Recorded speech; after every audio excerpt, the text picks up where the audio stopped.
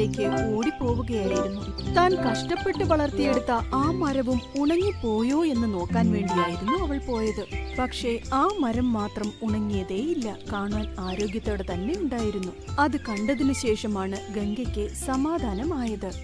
ദാഹത്തിന് വെള്ളം കിട്ടാത്ത ഗംഗ ആ മരത്തണലിൽ കിടന്ന് ആലോചിക്കുകയായിരുന്നു. അന്ന് മുഴുവൻ ഗംഗയ്ക്ക് കുടിക്കാൻ വെള്ളം കിട്ടിയതേയില്ല.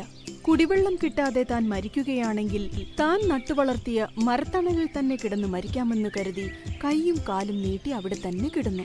ദൂരെ വെള്ളമില്ലാത്ത ആ കുളമുണ്ടായിരുന്നു.